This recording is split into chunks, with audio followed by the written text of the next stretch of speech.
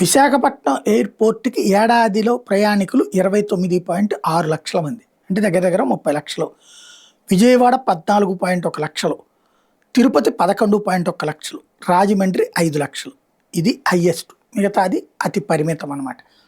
వాస్తవంగా మనకి ఇప్పుడు విశాఖ భోగాపురం ఎయిర్‌పోర్ట్ ద్వారా విశాఖకి రావాలనుకున్న విదేశీయులు రాగలుగుతారు.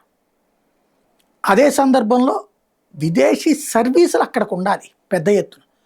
ఒరిస్సా వాళ్ళకి భువనేశ్వర్‌లో ఇంటర్నేషనల్ ఎయిర్‌పోర్ట్ ఉంది. మనకి ఇక్కడ గన్నవరం ఎయిర్‌పోర్ట్ అన్న బాగు చేయాలి, లేదా కొత్తగా కడతామని ఇంటర్నేషనల్ ఎయిర్‌పోర్ట్ అన్న పూర్తి చేయడంతో పాటు విదేశాల నుంచి వచ్చేందుకు ఇక్కడికి సర్వీసులు పెట్టాలి. విదేశాలకు వెళ్ళడానికి ఇక్కడి నుంచి సర్వీసులు పెట్టాలి. అది ఇప్పుడే గన్నవరం ఎయిర్‌పోర్ట్ నుంచి స్టార్ట్ చేస్తే బెటర్. ఎందుకంటే మన రాష్ట్రం నుంచి బెంగళూరు, చెన్నై, హైదరాబాద్ ఎయిర్‌పోర్టుల ద్వారా విదేశాలకు వెళ్ళేవాళ్ళు, విదేశాల నుండి మన రాష్ట్రానికి వస్తున్న వాళ్ళు ఏడాదికి 1,00,00,000 మంది ఉన్నారు.